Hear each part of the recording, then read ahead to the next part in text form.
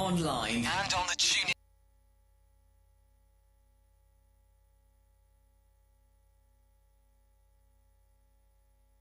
Online and on the TuneIn app. This is the News and Sports Show on Utter Radio. Good evening and welcome to the News and Sports Show here on Utter Radio. Coming up on tonight's show, Keir Starmer says he isn't resigning as the Prime Minister following the Mandelson drama. Sir Jim Ratcliffe, who is the Manchester United owner, has his say on the state of the country. Then we're off to the world of sport. We'll be looking at the latest results in football, including Manchester United's draw away at West Ham. We've also got news on the Winter Olympics, England's poor start to the T20 World Cup, and the Superbowl result as well. I'm James Sudworth, joined in the studio by Aidan Gorgon, and Harry Smith is back with us again. This is your Utter News and Sports Show. But first, shall we start off with the news on Sir Keir Starmer? So, to recap, the Prime Minister has received calls to resign earlier this week following his decision to hire Peter Mandelson as his ambassador to the US back when he was first voted into power. 2 years ago, well, coming up to 2 years ago this summer. Peter Mandelson seemingly had a close relationship with the convicted sex offender Jeffrey Epstein after the release of the Epstein files, and Starmer's relationship has been questioned over a long period of time following a series of U-turns. We talked about this last week, so let's not spend too much time on it, but do you think that the Prime Minister can ride out this wave, Harry? I think it's going to be very difficult for him just because, he's hard, I don't want to, bring him down, but I think with his failures for certain things, and I think his approach to certain situations, I think what makes him very untrustworthy and a bit shady. I think, like the Southport attack, he didn't deal with it properly. And I think also, with the riots and everything that happened, no one took care of that, I think, And I think whenever there's always a controversial problem, he always tries to hide away from it. And then, and I just think he needs to just resign for his own reputation. Okay, so in your opinion, he's a weak leader and hasn't done enough to stand up for hasn't done enough in his role in terms of a leadership position. Yeah. What about you, Aidan? In your opinion, very important few words. What do you think? Do you think that it's too much for Starmer to see this one through? Well, I came on here last week when the news first initially dropped, and I was the only one in the room who said that he would ride this out, whether there'll be some rocky periods coming up, which I still think there will be, even more so than we've seen in the last week. But I do think he'll just ride it out. Do you think he's? Do you think he's? Because there's a difference between strength and stubbornness. Yes. Which one do you think he is going for? Strength, a show of strength, or stubborn as a mule? I don't think his strength is the right word for Keir Starmer, to be honest with you. I think he's more of a politician, like a peacemaker almost. Like he's not very strong opinionated in terms of to have the strength and to go and say and do this. He almost tries to be the balancing act. Yeah. In a way, to make sure both sides of an argument get the best results. So that's not necessarily the word I would use. However, obviously, it's not a great situation they find themselves in with Peter Mandelson, obviously. No, it's not at all. It's quite a dire situation. Charlie, could you pull up find us some data on Keir Starmer's popularity ratings? And whilst we're doing that, I think so the Scottish Labour leader, let me just see his name quickly, Anas Sawar, called for the Prime Minister's resignation. But the PM said that he is not leaving. He is not going to be stepping down. And we've actually got in front of us, right on cue, popularity ratings of political leaders in the UK at the moment. And Harry, do you want to tell us what we can see on our screen at the moment? Well, Keir Starmer's favourability tracker, it's very damning kind of thing. So favourable, he's 22, and well, according to YouGov, and unfavourable, he's 69%. Well, 69. Yeah. So what we can see is a trend that has taken place. So it goes back to January 2024. Starmer's popularity rating, his favourability rating, was just above 33%, and his unfavourability was around 55%. Starmer's ratings may have strengthened in the last month, but they're still very low by the standards of previous prime ministers. So let me talk you through exactly what is on the tracker.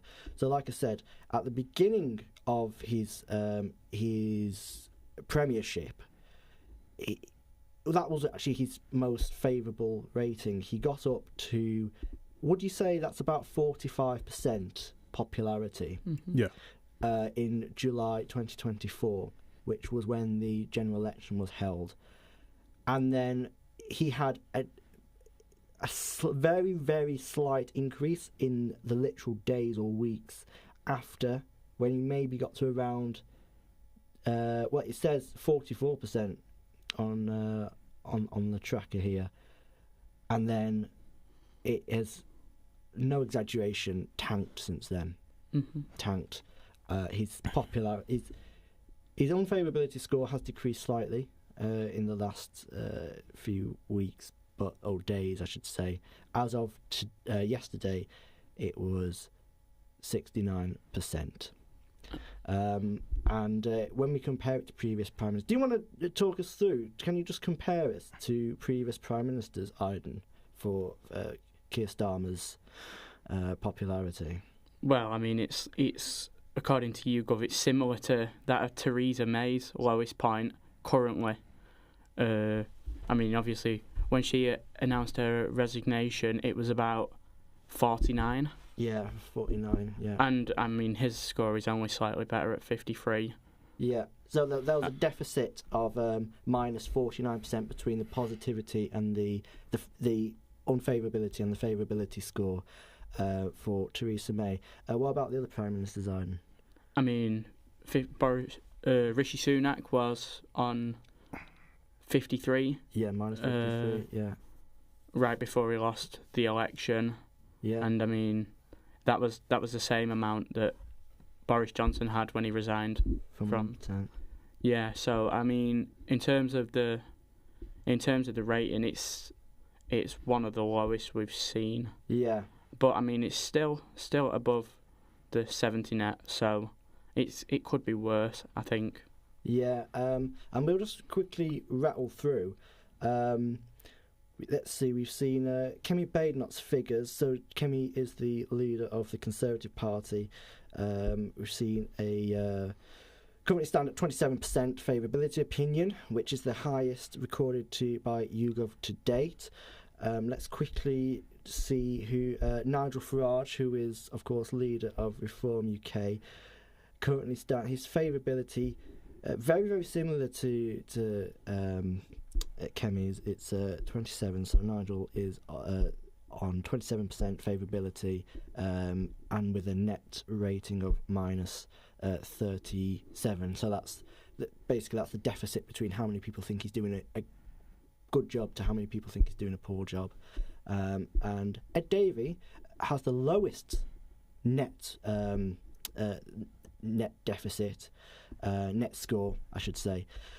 37% of the public think that he's doing an unfavourable job as of yesterday, and 27% think that he's doing a favourable job. And finally, let's talk about the Greens, Zach Polanski, who is has quite a low.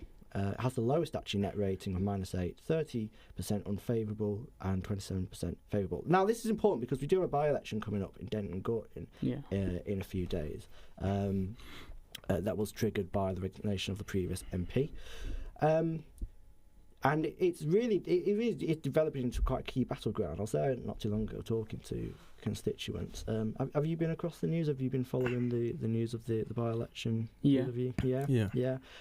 Just quickly, what do you think, the national scandal, how do you think this is going to impact Labour going forward?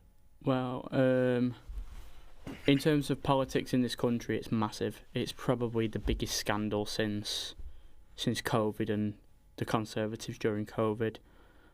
I certainly think it's up there with that level of scandal as well.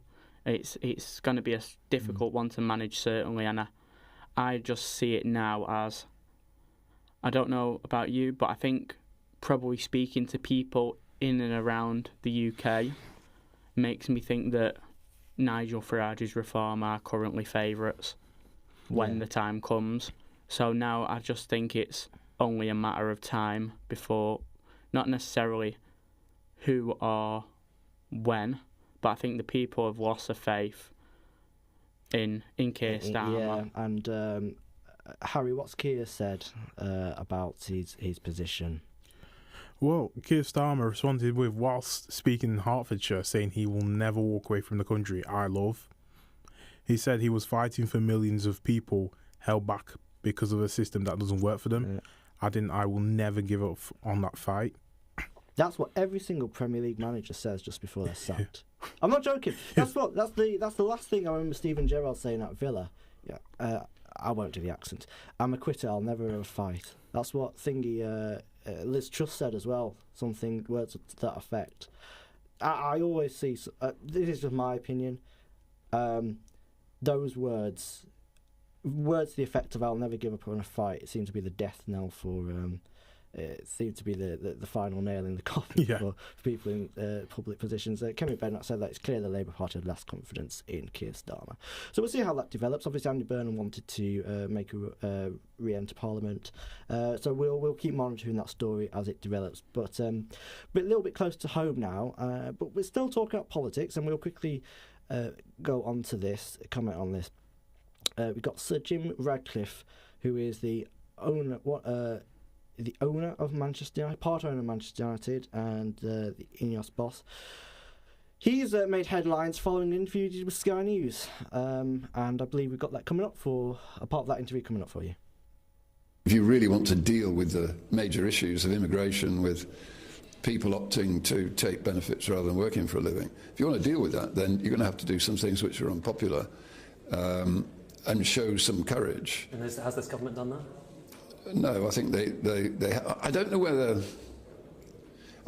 it's just the apparatus that hasn't allowed Keir to do it, or he's maybe too nice. He's a nice. I mean, I know Keir. He's a nice man. I like him, but it's a tough job, and I think you have to do some difficult things with the UK to get it back on track, because at the moment, I don't think the economy is in a good. You can't afford. You can't have an economy with 9 million people on benefits, and huge levels of immigrants coming in. I mean, the UK is being colonised. It's costing too much money. It will cause. It'll cause. Well, the UK is being colonised by immigrants, really, isn't it? That was Sir Jim Ratcliffe, who is talking to Sky News there.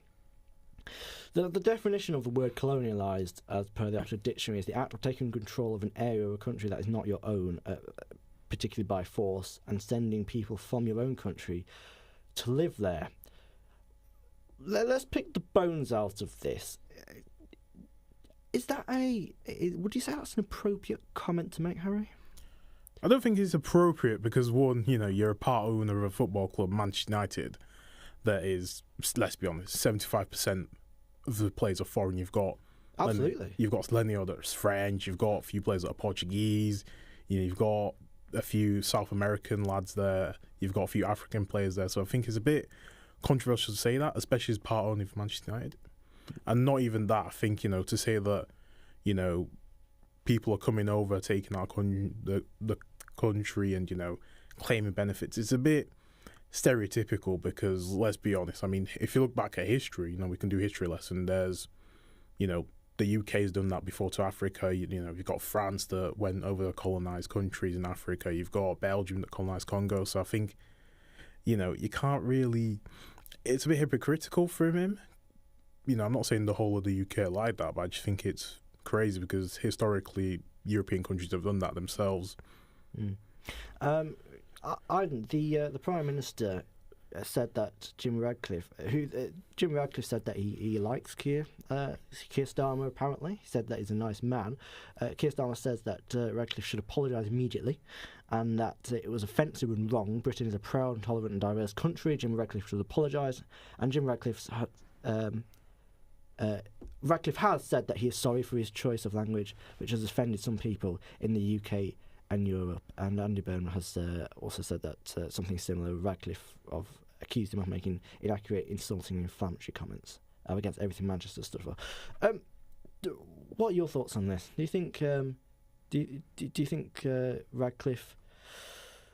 Do you think he may have had a point that perhaps his choice of words have let him down?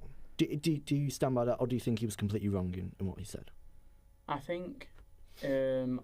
So there's been one thing that has actually frustrated me about following this story over the last day or two, and that is the lack of balance. So I'm going to bring some balance to this story today. Go ahead. So, for example, a lot of news reports have basically just slammed him instantly. They've not give any context to the comment or anything. It's just, oh, you didn't even know where that interview come from, how the interview come about. Was it about Manchester United?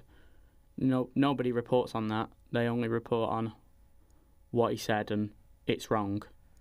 So I just want to make that point first of all, because for me it's not about what he said. I mean, it's wrong or right, whatever. You make your opinion on that. I don't have an opinion on that. But what I don't like is how it's reported, the way. Can you explain? Can you expand on that? So what's what specifically upsets you about how it's been reported, or annoys you how it's been reported? The lack of his right to reply without being coerced into an apology. Essentially, the media essentially have, and just there's been a swarm of pile-on of figures coming out and different media organisations coming out slamming his comments without a right to reply, and I feel like he's almost been coerced into an apology.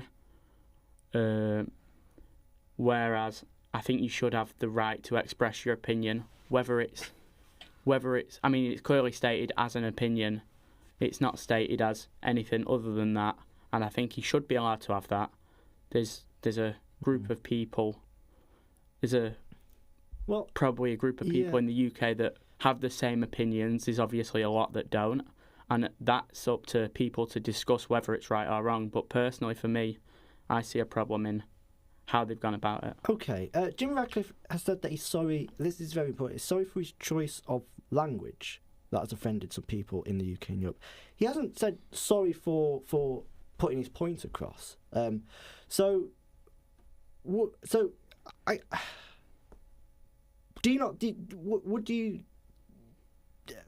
Would you not say that perhaps the word colonialised may be a little bit loaded? It's a touchy subject. It is touchy, yeah. It's obviously the UK over the years has allowed immigrants to come from war-torn countries, just has been provided from every different people opportunity, and I feel like it's no different today. That's still going on.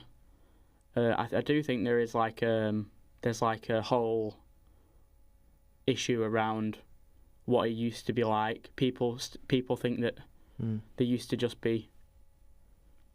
But I mean, he did make a point about in 2020 there was 58 million people, and now there is And then he made the point that this year there was 70 million people. Yes. Let's see. So Radcliffe he made a point that was incorrect. He said that in 2020 the population was 67 million and not 58 million. And the last time according to Ofcom, the population was 58 million. The last time the population was 58 million was in 2000. So I believe I think that's a little bit confusing that sentence there. I think if what Radcliffe's saying that he's basically saying that the population has been inflated in a very short space of time. That's the point he was trying to make. Yeah. Yes. On the Lisa Nandy, who's the culture secretary, told Sky Sports that Radcliffe was right to say that too many people who have been there are too many people who have been written off, not allowed to make the contribution that they could make to this country. And she said that people deserve an immigration system which they can trust. I think, personally, I don't know if you would agree with this, Harry, but we've got another kind of Labour politician who's kind of giving... So Keir Starmer has called for an apology, and then his culture secretary is, almost, would you say, supporting the... agreeing with Radcliffe to an extent? Yeah. Does that not speak of, we're going back to it a little bit, a divided government a bit? A government speak out of two sides of its mouth? Yeah, I think so, yeah. Because I think you've got Keir Starmer, the leader of the Labour Party, who's, got his own views. Mm-hmm. But, the thing is, they're all human beings. They're all going to have their own opinions. Well, Starmer said it's offensive and wrong what Radcliffe said. That was his view. I do think what he said was offensive, 100%. I think, you can't be going out and saying that nowadays as well in the world we live in. It's very controversial. Can I pose a question to you then? Do you think you've established that you think it's wrong and you don't like his statement. However, do you think he should have the right to say that, to be able to make the statement? I think you're allowed to have your own opinion. I'm not saying this is wrong or it's illegal, but at the same time, I think the fact that you're the owner of co-owner of Manchester United, and you've got 75% of foreign players saying, and then you've got 75% foreign players in your club, I think it's very bad to say that. It's hypocritical. Yeah, very controversial. You said that. Yeah. Look, we could talk about this all night, but we've got to put a bit of a pin in it. You want to talk about? Oh yeah, one last point. He moved to Monaco, which is a tax-free country, a tax haven, as we know, for the mega rich. Which I believe is not Keir Starmer. Radcliffe is. He's in the top 10 of richest people in this country, isn't he? I believe. Do you think that's a bit hypocritical as well? Because do you want to read the statement from Jake Richards, who's the Justice Manager, on that? Yeah. So Jake Richards, obviously, he said that it was offensive. I'm quoting here, that this man who moved to Monaco to save $4 billion in tax and is now lecturing us about immigration. So he basically just accused Ratcliffe of complete hypocrisy, like you, Harry. That opinion is quite common, it seems. He said that he's entitled to his opinion, but his claims were inaccurate and offensive. Yeah. And you don't mind if I chip in as well? No. I think, this is my own personal opinion. I think if someone that lives outside the UK, that lives in Monaco, that doesn't pay any tax, doesn't contribute to anything in the UK, I don't think you have the right to say, oh, this is what happened in the UK, whatever, when it's like you don't contribute anything to it. Financially, you don't pay taxes, I think it's important to say we can't confirm completely that he doesn't pay any taxes through his businesses or his companies. So it's important to get that in there. But for his personal wealth, moving to a tax haven, you'd support the statement that is quite hypocritical. I think. Well, we've got a question here, and then we really do have to move on. We're about to transition to sport. Ian, how do you think Man United players or staff might react to this? How do you think that might affect them about at work? Well, to be honest, I think in terms of the United players, in particular the players, that their job is to play football. Obviously, we're in the modern age where they have social media and they can make a statement and react, because they are people as well. They can react. And I think it's a very weak argument to say their football players play on. We had a similar situation with Timothy Weah talking about the ticket prices in America a few weeks ago. So, in terms of that, I think the players are allowed to express their opinions, but obviously, him being the guy who pays you, I think it'd be very silly to make a stupid statement. For the staff or the players to make. Yeah. Harry, do you think this will really filter down to the players and staff? Really? It depends how they react to it. It just depends who reacts to it. But I think some of them I don't think will be happy because their employer is basically insulting them, kind of thing. But at the same time, I feel like it's very hard to react because, that's your employer. I feel like he could just say, right, I'm going to terminate your contract. I'm not going to pay you because you spoke out against me. You're not happy with what I said. So it's very hard. Yeah, I mean, it comes with, look, we all have to work with people we don't agree with everything they think of. Everyone has their opinion, and that's just life. You have to get on with it. That's the beauty of it, though. Yeah, different opinions. Different opinions. Mate, if everybody thinks the same, then if we all drop tools and stop going to work because we disagree with each other, then we'd all be working from home, basically. Yeah, you can all have different opinions. Yeah, exactly. That's essential. Speaking of Manchester United, shall we get into a bit of sport? We could talk about football. Do we get into football? Okay, all right then. What shall we talk about first? Do you want to go through? Shall we go through the midweek games in the Premier League? We'll kick off with Manchester United against West Ham. It finished 1-1. Let's have a look at the league table, if we may, because Michael Carrick has had a great start to his Manchester United interim career, hasn't he? He's got United in fourth place, 4 wins out of 5, only coming to a halt with a draw. Is there a case to make, Harry, do you think that's a case that Michael Carrick could be saying that I'm the man for the job? Well, I think, if you're getting the result, 4 wins in a row is very impressive. I think, Manchester haven't done that in nearly 2 years, so...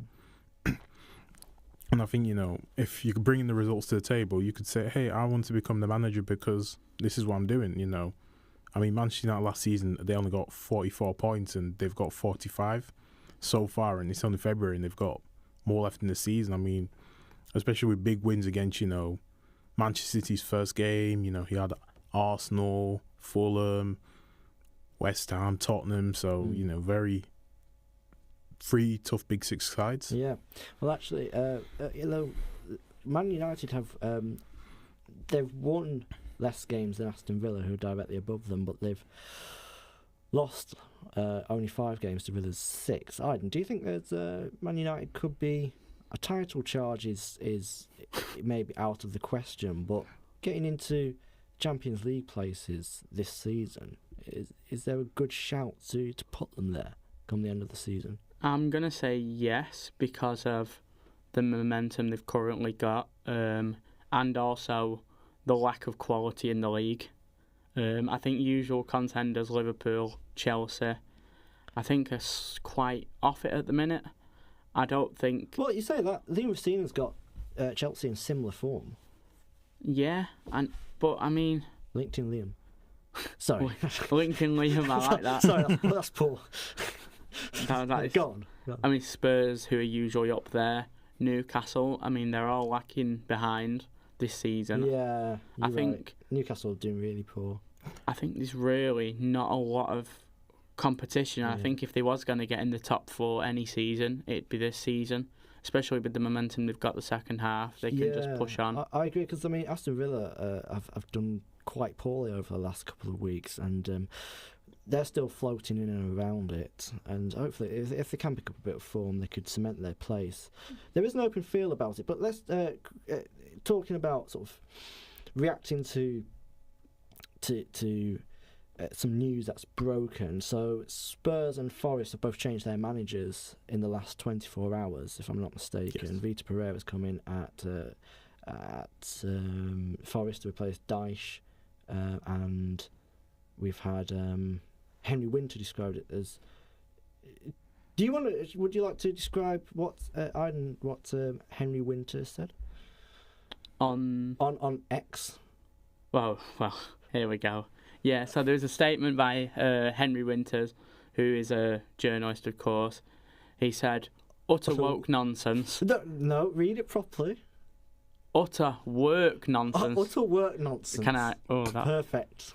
Utter work nonsense. We should call this show Utter Work Nonsense. Nottingham Forest sacked Sean Dyche, nominated for Manager of the Month for January. Last 6 Premier League games, 2 wins, 3 draws, 1 loss. Wolves' draw was undeniably poor, no goals from 35 attempts, but Forest's best finisher is 34 and been injured since October, obviously referring to Chris Wood there. When you are on your 4th manager of the season, the problem might not simply be them, it might also be you. Recruitment, culture, and the right leadership from owner and sporting director.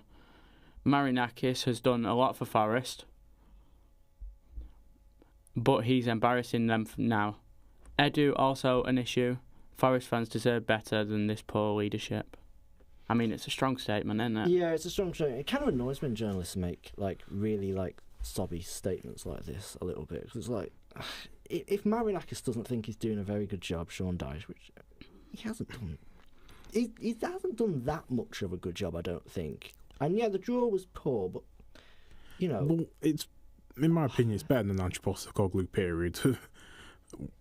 In September to October, that was terrible for Nottingham Forest fans. I mean, and I think for me, what was nonsense was sacking Nuno. Yeah, 100%. I feel like with Marinakis, it's more his power. He's very stubborn. It's kind of, it's the me show. Yes, I get he's the owner of Forest, but at the same time, I feel like going out on the pitch, last season where he just degraded Nuno in front of national television and a stadium, it's very embarrassing. And I think, results were going well at the start of the season for Forest, and then, you say, yeah, we're just going to sack him for no apparent reason. Which I think is because of the falling outs, but at the same time, I think it's very embarrassing that, you're a grown man and, you can't get along because of, personal issues. And I think, that's going to cost Forest a lot, and that has cost them now. I mean, I think producer Charlie, who is a West Ham fan, will be licking his lips at the fact that West Ham manager Nuno Espirito Santo could send his former side down on the final day of the Premier League season. I mean, that would be just so... The scenes. Old haunts, basically. I mean... Yeah. I mean, what do you actually make of it? Because personally, right, I think Forest is an absolute disaster this season. And do you know what? This is not a problem with the players, the fans, the staff for me. This is a problem with one man. And for that, I hope they go down. I hope they get relegated.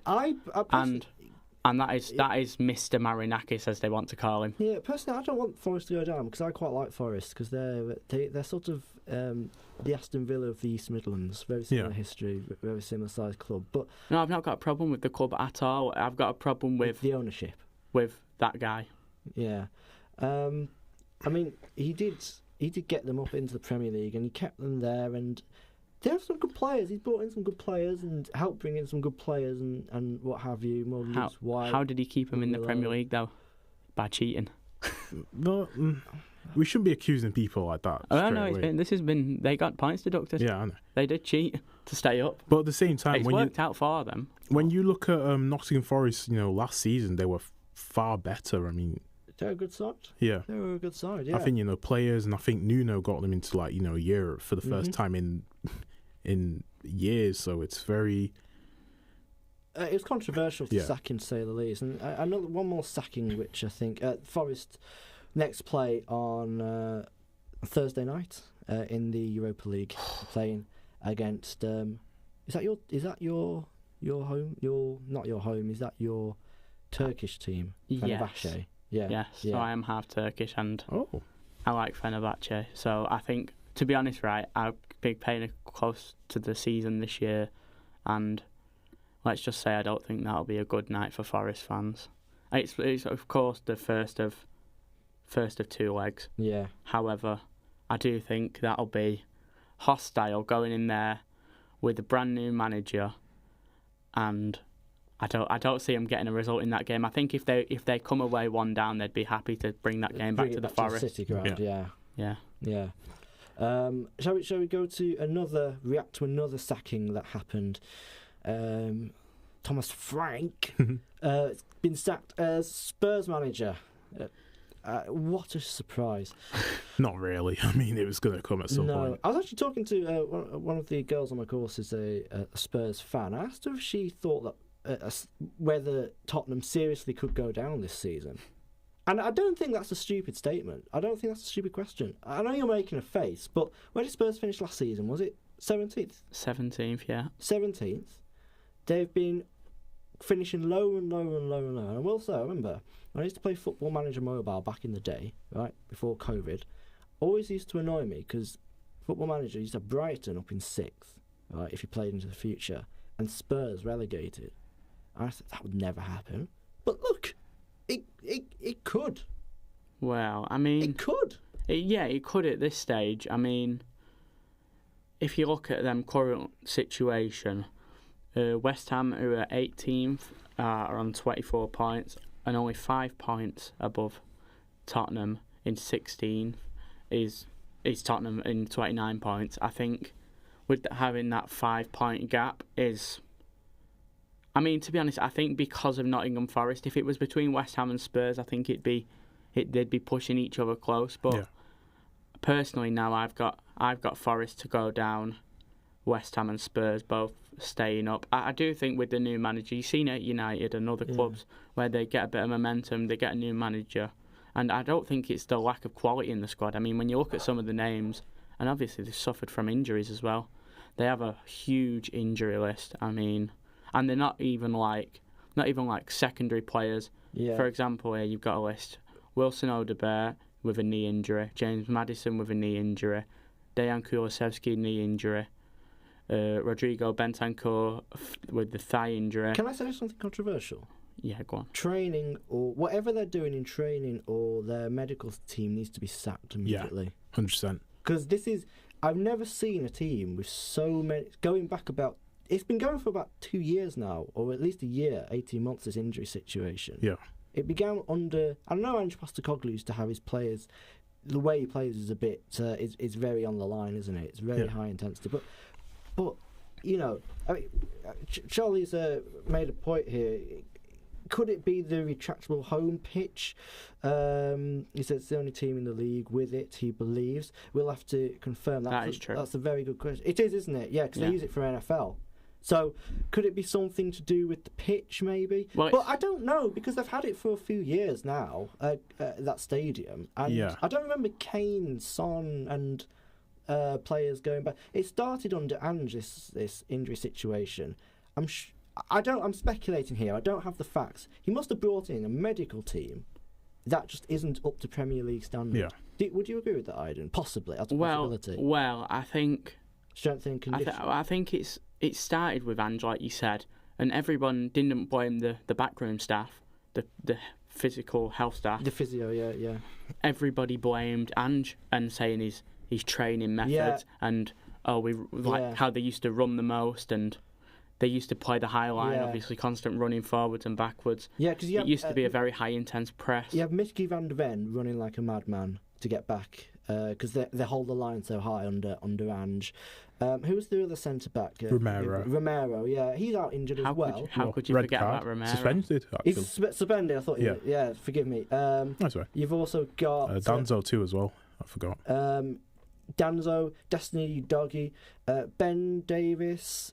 Isn't that basically their whole starting defence out? Porro too. I haven't watched Spurs, but if anyone watched Spurs, did they have Archie Gray at centre back again? Well, he's been playing everywhere across the back line, right back, left back. I feel sorry for that lad.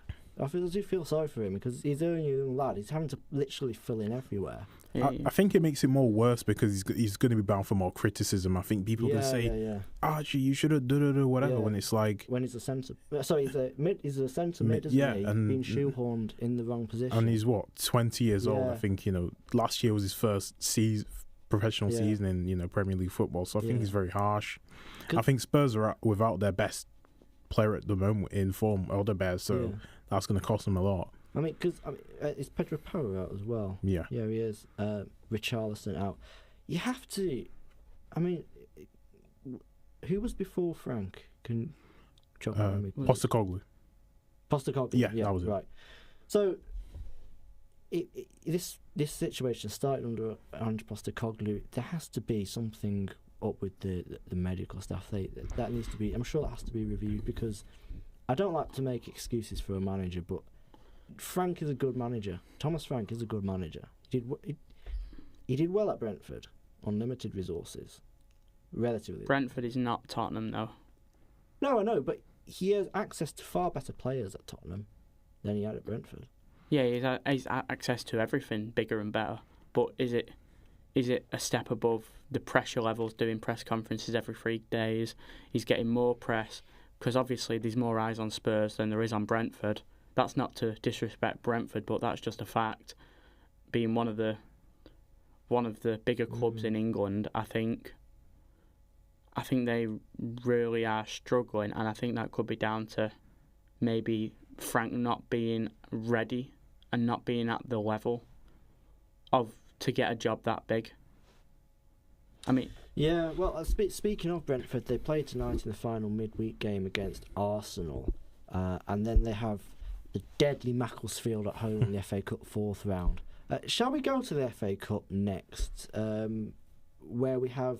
Obviously, we've got a big tie again. Macclesfield will be, as I just said, playing at home against Brentford. But we've also got, and for our neck of the woods, the biggest game of the round, I think, your Manchester City... Yes. Up against Salford City. It's 3 o'clock on a shame it's not on the TV. At the Etihad. You'll be there. Yes. Do you expect to see another 10-1? Well, last year we had the same game actually, and it finished 8-0. So I don't think Pep was holding back just like against Exeter. Yeah. But I don't know whether. It depends on what team he puts out. Obviously, I don't think we'll have any issues in terms of City. I think you shouldn't. No. And do you think? We've got some decent ties in here. I'll actually be at Villa Newcastle on Saturday. Okay. So I'm looking forward to that. That's the late game, correct? Yeah. It's that's the night game. So hopefully that will be a good one. Go on, sorry. Sorry, I didn't mean to cut you off. Well, so I was covering Wigan the other day, and they lost 2-1 to Reading. Yeah, this is in League One. Yes.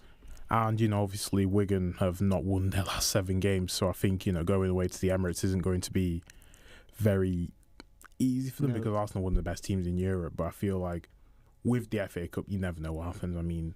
Macclesfield caused an upset for Crystal Palace, so I think, you never know. Maybe Wigan could do the same. Well, it's interesting, actually. I'm writing an article which is the forgotten teams of the Premier League, and that fixture there, Arsenal against Wigan, does take me back quite a bit to when Wigan were in the Premier League all those years ago. Yeah. I think that if you lads had to pick an upset out of these draws, who are you going for? Well, you've got Hull City, Chelsea. I think Hull City might do it because they're at home, and Chelsea, they're very inconsistent, very up and down kind of thing. Okay. I know it sounds ridiculous, but I think you never know. So, what would your score be if you were to go for an upset? I think it would be 1-1 penalties, to be honest, and I think Hull could win it on penalties. That's fair enough. Yeah. Fair enough. Any other, maybe? I'll give you both 2 upsets. I think not necessarily. I'll go for a non-traditional upset, like one that you would not really. But I would say, not in terms of a League Two side knocking out a Premier League side, but I think Liverpool will get beaten at Anfield by Brighton. I think that's an upset. Certainly, I think. Yeah, but I mean, with Liverpool's season, if they did get beaten by Brighton, I just think they're so up and down this year, yeah, and obviously I wouldn't be shocked. They lost to City at Anfield on Sunday. Yeah. It was the first time that they'd lost a game at home ever after being up in the last 15 minutes to go. So, I mean, that just shows the state of the team. And then they must have had a reshuffle in the week. Obviously, Captain Van Dijk stepping up, leading them to get the first win at Sunderland for any team all season. And then they go That's now. a great stat for Sunderland. Yeah, I mean, unfortunately, nobody remembers that stat anymore now because it has been broken. But obviously, they've played Brighton at home in what people will think is a comfortable game. But I think... I watched Brighton on Wednesday night, and they were the better side. They lost that night. And I know Herschel's been under a little bit of pressure, hasn't he? Because he lost to Palace 1-0 as well in the game, and then before that drew to Everton, beaten by Fulham. They've gone a while without a win. Their last win actually was in the Premier League, was beginning of this year against Burnley. They won 2-0, and then in the FA Cup third round they also knocked out Man United. So it's been a fair while since they had a win. But if you had to pick one more, if you go back to the FA Cup for a moment, if you had to pick one more upset, Harry, who would you go for possibly? Well, I'm going to have to skip one game because producer Charlie will fire me if I speak on it. Which is West Ham, by the way. Yeah, I can't say it. He'll fire me. Ooh. I don't know. Well, I mean, you've certainly got a few interesting games there. I think one potential upset could be Grimsby Wolves as well. Wolves coming off certainly not red hot form, if you can put it that way. Bottom of the league, pretty much going down. 9 points. 9 points in the whole season. Derby, yeah. And then Grimsby, obviously, they've had a magic of the cup before, obviously beating United in the Carabao Cup. That's Manchester United on penalties earlier this year. I think they'll fancy themselves in that game, especially in Grimsby. I think certainly that's one upset for me. I think maybe Birmingham City versus Leeds, to be honest. Okay, you smell an upset there. Yeah, that's the second one you're going for. I think that's a good shout. Do you want to talk us through that one? I think Leeds have been very decent in the Premier League so far. Yeah. You can't argue with that. But at the same time, I feel like Birmingham 10th in Championship, and they've won their 3 games in their last 5 and drew 2. And I think that you never know, because it's the FA Cup, anything can happen, You might say, oh, the big teams that are favourites, they'll win that game, but then you never know, because the smaller team or the underdogs can cause... Yeah. I don't have 2 myself, but I will say this. If Macclesfield get another win, I will dye my hair blonde. I will. Can I make you a deal on that? Oh, yeah. There you go. Right, that's definitely a deal. We'll be back next Thursday with James' bleach blonde hair. If they get through, I will. As I say, this is going blonde. You have it. What's the day? It's the 12th of February. You heard it here first. Shall quickly go on to... I can't wait for that. Cricket. Right, so England, they've had a disappointing start to their T20 World Cup campaign, winning in unconvincing fashion against Nepal, and they've also lost against the West Indies by 30 runs yesterday afternoon. England currently sit third in their group, behind Scotland and the West Indies. Their next game is at 9:30 on Saturday morning against the Scots, and then they will close their against Scotland, and then they will close their group stage campaign against Italy on Monday at 9:30. Will you be watching, either of you, or listening 5 Live? I'll certainly have 5 Live on. So have you been monitoring then, Aiden, England's progress in the T20 World Cup? Yeah, I have been there and thereabouts, I'd say, because I think if you look at, they did get the first win which was a big win off the board. However, it was a bit disappointing. I mean, if you look at England's form leading up to the T20 as well, it's not been as convincing. They had the test against Sri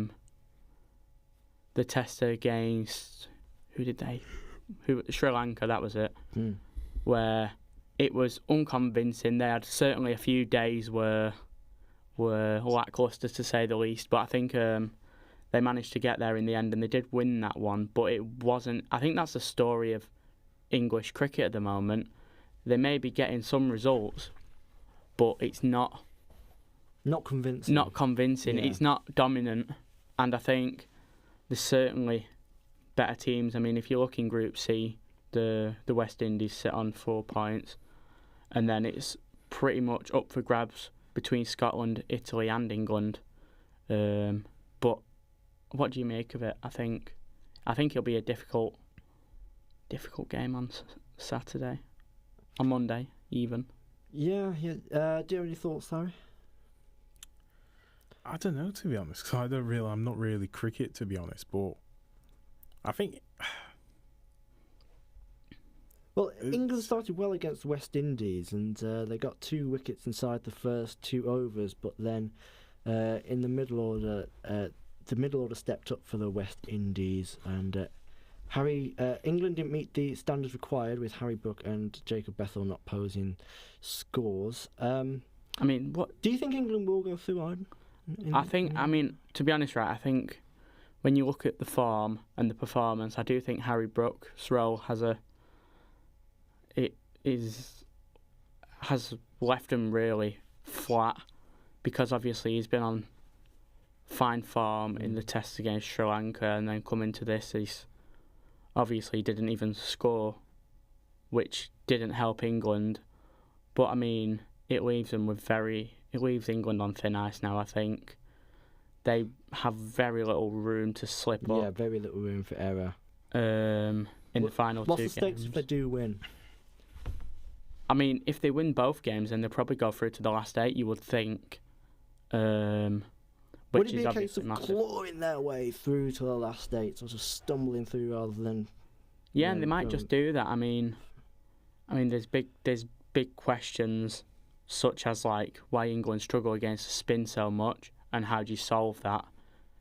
I mean, I think it's the players, the calibre of players, and it's a certain style England struggle against, and I think opposition know that. But I mean, which players? So Harry, which player do you think is like gonna be, if England were to get through? Who do you think would be the standout players? Yeah. I think Brook and Bethel. Yeah, I'd have to agree with you. I think they would have to be the standout players. Yeah. So let's move on finally to the final item quickly. We still haven't talked about the Six Nations. We really need to do that. Even Super League rugby. Yeah. Rugby League starts again tonight. Next week. Next week is a rugby show. Right. We're devoting a special to rugby. But let's finally finish on the game on last Sunday, Super Bowl final, the close of the NFL season. Champions were the league champions were decided, and it was bad news for you, Aiden. Yes. So, talks. Did you watch it? Did you stay up and watch? Yeah, we was out for it. It was we had a very good time. Yeah, we had a good night until the final score came through. So until pretty much the game was. I'll talk you through the game. So where did it all fall apart for the Patriots?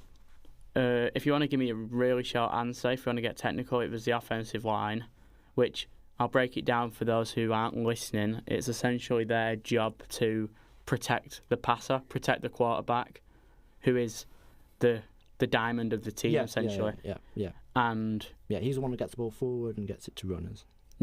Yeah, he's the one who throws the ball. Mm-hmm. And so if you want to go really technical into it, I think the Patriots have so on the right-hand side of that offensive line, there's 2 rookie players who are in the first year professional football, essentially, and they struggled under the pressure. I mean, it's the biggest game of the year. Yeah. One of the biggest games they'll ever play, and I think they struggled under the pressure on the night it got to them. And I don't think they allowed Drake May, who's the quarterback of the Patriots, to really step up and show what he's capable of. Yeah. There was glimpses when they'd already lost in the fourth quarter, where he just got out of his shell a bit, and then he was like, okay, they're back up to speed. Like, where was this for the whole game, sort of thing. But overall, I think the Seahawks deserved it. I think the Patriots are 3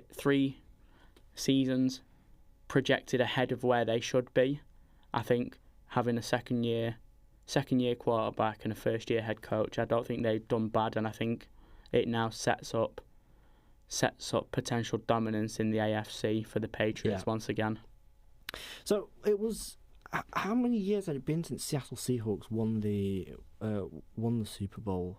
Do you know off the top of your head? Good question. Yeah, that's one for. I'm gonna say 10 years. Yeah, I would say about 10 years. Yeah, I know it's been a while, but a lot of the, I think, unfortunately, in my opinion, a lot of the build-up to the Super Bowl was not on the pitch. It was in the halftime show. Personally, which was great, by the way.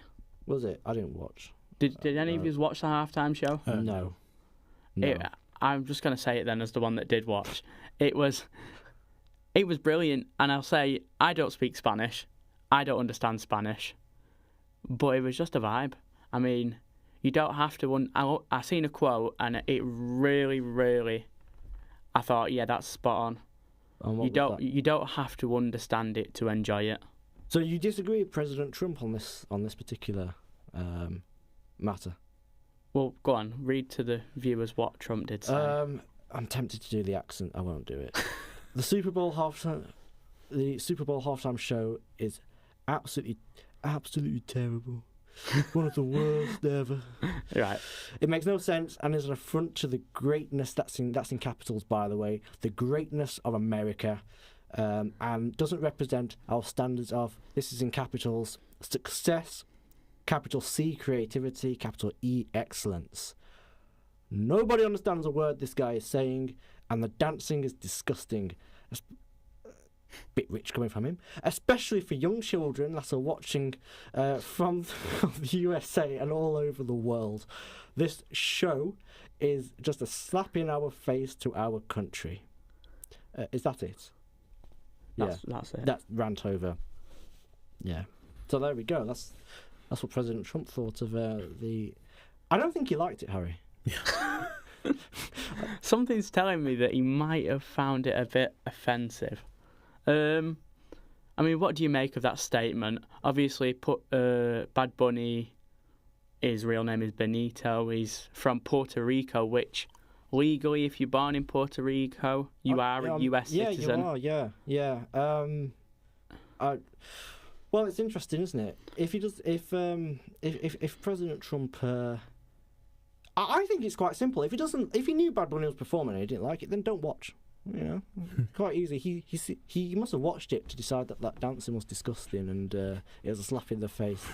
But well, he purposely decided not to go to the Super Bowl. I think he's had a problem with the NFL's movement over the last 10 years. I think since he got in office in 2016, I think the NFL has been criticised heavily by him as an organisation. Whether that, I mean, we're getting a bit political here, but we're going back into the politics section, but it is the news and sports show. So they obviously did. Trump criticised him in his first term for the expansion abroad. And, I mean, one of Trump's key ideas is that he doesn't like a globalist movement, which is moving stuff abroad. Everyone's intertwinable. And the NFL has been exported to Brazil, England. It's been exported everywhere, from like Spain. They've got a game, and this year it's been announced for 2027. Oh, where's it going? 2027. They've got a game in Melbourne, in Australia. Oh, right, okay. So, I think he needs to be less miserable, really, less grumpy, and I'm sure it was a good show. We've also got the Nations League in League A, so Group 1, France, Italy, Belgium, and in Group A3, we have Spain, Croatia, England, and Chechnya. That's how you pronounce it, isn't it? Chechnya. That's in the Nations League. Is that coming up in March? Yeah, next month, isn't it? Yeah. In the next international break. Obviously, we'll have that covered and more reaction. That's all we have time for today. Thank you very much for watching, for listening. Aidan, Harry, thank you for joining us in the studio. And we'll be back next week. Take care and have a good rest of your week and a good weekend. Online and on the TuneIn app, this is the News and Sports Show on Utter Radio.